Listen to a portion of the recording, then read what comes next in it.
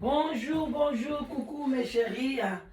Notre déjeuner, bon déjeuner. Coucou, coucou, bon déjeuner. Bah bonjour, bah bonjour, bah bonjour. Bah bonsoir aussi, ça dépend seulement heure à laquelle vous allez suivre la danoise. Bambo tebele bisika biso bisubino nabo meseni notre bon déjeuner. Au toya kanango na lumbango, tout sera bien plus ou moins 15 minutes et ça la bien pour nous sa conscience na mabota na biso na ba famille na biso et ça la bien na lumbango tokei kopesa ba salam alaikum na bande kolamsa ba musulman o bazaka tilelo na Ramadan o to bengi jeune et puis to lobi bobo to bondeko na bande kolamsa catholique penza ba respect ebele losako na ba chef coutumier na biso et puis toke na lombango to lobi yenge na bande ko biso bundu dia Congo na église ya PV ya Longo toute tendance confondue. Vraiment bozali bienvenue na se sous le baoba bambote ebele vraiment na lingi bino mingi beau partager émission beau s'abonner bande konanga ceux qui première fois au continue émission nanga kombo nanga ezali la danoise na le kakana se sous le baoba. Voilà, beau s'abonner, beau aimer vidéo, s'occuper aux alliés na question, aux an petits soucis, aux an ali kambumo koboye, aux autres solutions te, n'hésitez pas, benga biso, nazala kanga mo côté, toza ebele, en tout cas na sima ya caméra, toza ka ebele sur les baobab, toza vraiment ebele. Tokoti kabinote, tokope sabino ba conseil ceux qui mama la danoise a kokite na orienté yo et pas ya ba papa na biso baza ebele ba maman baza ebele oyo ba kosunga yo. Alors n'hésitez pas aux an a problème, aux an a histoire au lingo pesa au bengi biso na 0044 74 59 62 52 17 au kozwa biso au kozwanga surtout après 15 heures. En tout cas, au Kozwangai, après 15 heures, Talakaka, Tosalaka. Alors, le samedi et le dimanche, après 12 heures, Ozui, la danoise. Vraiment, bozali bienvenue. Et puis, boyebi, wana, toko bete lango sete, wana des ali fondement ya mokili. Voilà, ozo monaki, ozo zwa mobilité. Obi ozui mobali moko, aza ya malungate, ozui mwasi ya malungate, ndekonanga, kokende musika te osala ba dépense ebele otala na Kinshasa otala gauche droite benga directement awana sous les baobab na numéro na dicté bino benga la danoise toza na site de rencontre bien organisé okozwa mobile malamu okozwa mwasi ya malamu site ezali original boke bana ba copie coller oya kozwa mwasi ya balobini ya numéro sapatu na yote. Voilà, nzungu na mufinu kunango. Bon, bande konanga eloko toyeli na lombangu na 15 minutes oyo tolingi to panza poke ezali mwana biso ya 21 ans oyo tokosunga ye ngai na bino pona na tongo ezalaka ke ozwi yo po ozwi ya yo par yo pe osungi moninga kozwaka ya yo par te omikwetami yo pe pesa ya yo pesa mokoloto na yo ba commentaire na yo ekosala bien et puis partager vidéo bande konanga ozalaka na WhatsApp na yo WhatsApp ba émission na ngai kende place wana otie place ba partageaka o partager na Facebook na yo partager place union surtout oyo yo ebike batu ata na Twitter na yo tia na Instagram na yo tia lien nanga partager bande konanga to sunga communauté na biso bande kona biso ba ivoirien ba sala rango ba togolais ba sala rango mais bino ba congolais bolingi toujours to senga rabino ezape pasi bande konanga bo sunga ezali soko partager mutu moko azui ala musi conscience esengo ezali na lola nde konanga alors kotala ngai te sans au partager même na 5 personnes et ça la bien vraiment bande konanga moi na biso 21 ans alobi la danoise makambo ebimi oyo ya mama Annabelle na papa na ye dedo et la musi conscience nanga yango ngai pe na ye liboso na bino na ye kotuna motuna est-ce que likambo yo na loba na suka nango wapi ma esalaka ngai pasi chaque fois na monaka mutu oyo a violanga azalaka toujours pembeni ya mama nanga be mama nanga ayebite alobi mutu a viola ye azali cousin nae propre, cela veut dire moi na ya grande sœur ya maman nae bazali précisément na Europe maman nae ndenge kato zaka na ba famille abengi saki moi na ya grande sœur nae ba yaka nzela moko na bango maman bango yaka liboso aye kobengisa bango adeklaraka mwana ya grande sœur na ye ya mobali bayaka nzela moko alobi vraiment la danoise ntango tobandaki kovanda cousin na nga wana mama na nga alingaka ye mingi mpona mama na biso aboti biso kaka bafille alors ye nde moto azalaka ndeko amuyaya na kati ya ndako bazaka mpe mokolo na biso lelo abala na ye aza na mwasi na ye me mama na biso akontaka toujours na ye mosusu bacourse likambo boye atuka mwana na nga mobali yaka tala baleki na yo boye tala makambo no boye nga lelo naza na 21 ans naza lokola deuxième ya famille ndeko na nga mwasi aza na 25 ans donc nayebi te soki mpe aviola bandeko na nga mpo tozali 4 filles me ngai aviola ngai lelo so naza vierge te ye moto aviola nga akotela ngai natikalaka ngai moko na ndako nakei kosokola na sisi osokola ndeka tobimaka nazwi esui nakangi na tolo nazo traverser mpo nakei na chambre ntango nakotika bonani nakanga porte natindika porte nalingai mpe nakanga nanga porte na clé te parce que c'est mon grand frère naza na idée ya mabe te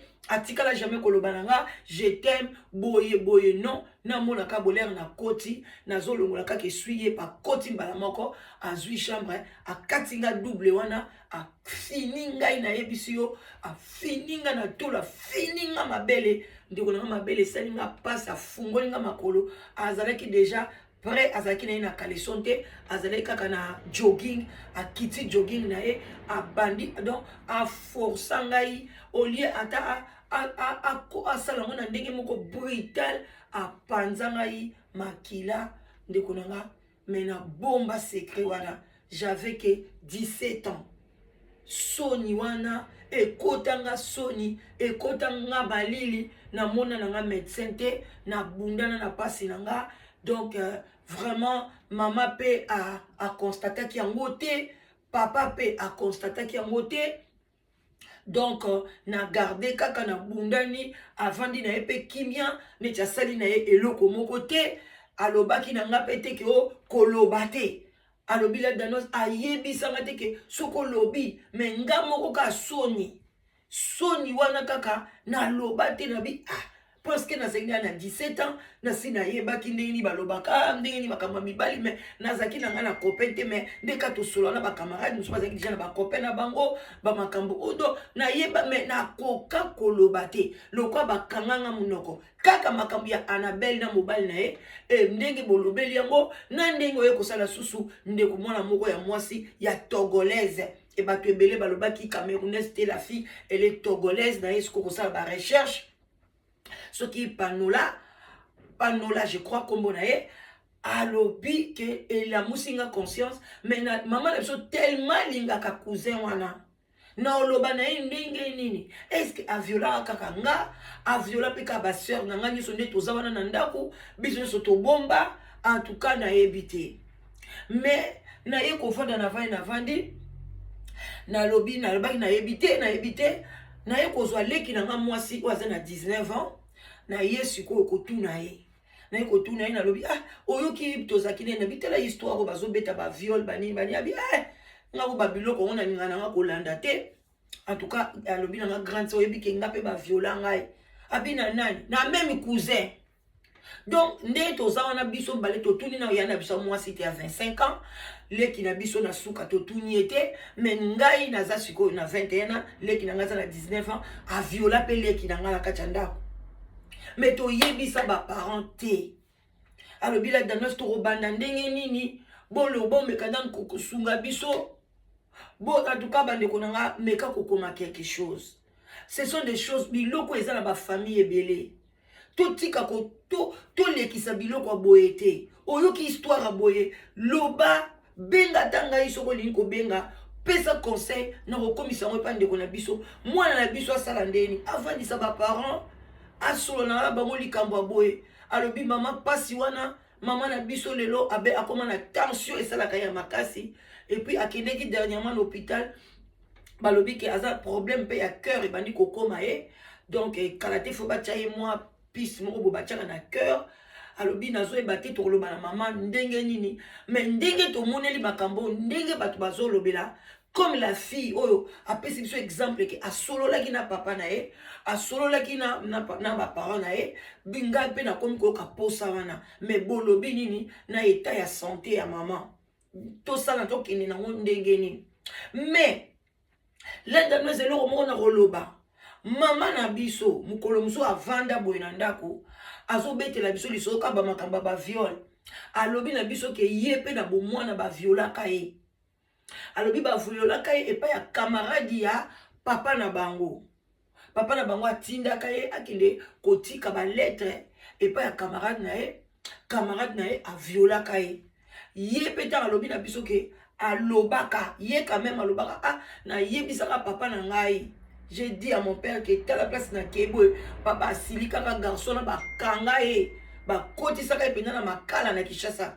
camarade ya papa na bango ba koti saka e prison na makala abi mama bisa lobi salaka e pasi alobaka ngo ti alobi pele pa e kokuta na papa na biso alors vraiment ayebisaka papa na biso papa bisa lobi eza na ngo problème ite kozwa ngo souci te ezaka lokwa kaka ke au côté de pena copain moko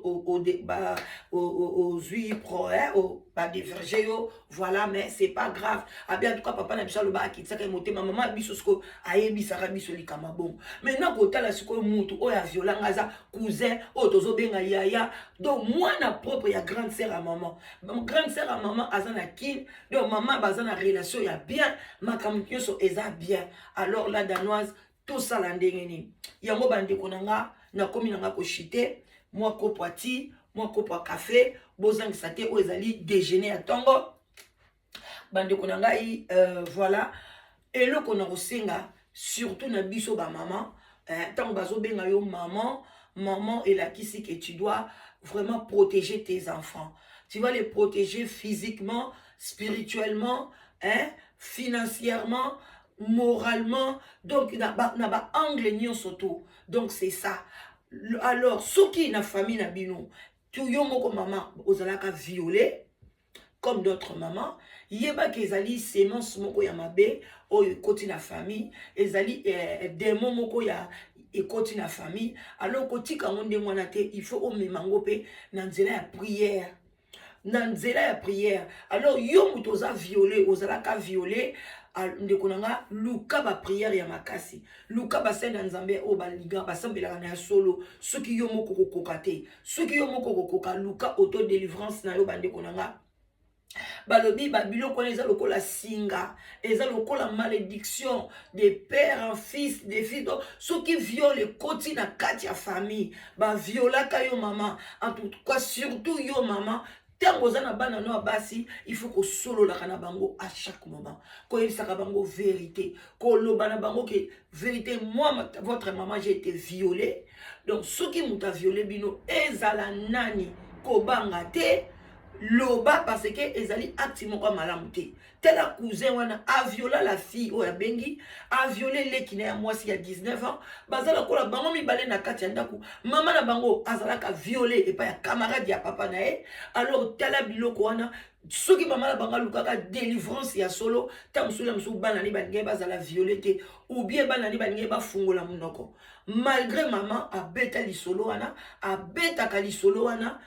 mais bana wana bakokaki koloba te donc o ya 21 ans lobi to esalinga sou pasi tango na tuni leki nanga lobi ke le même violeur a violé qui paye bande konanga botala likambi ya viol ekangisaka batu munoko ekangisaka la fille o azana 19 ans ba viola ki tanga zaki na 15 ans et pas y a le même neveu neveu ya maman wana cousin ya ba fille wana mais et pas ya maman na bango za neveu na ye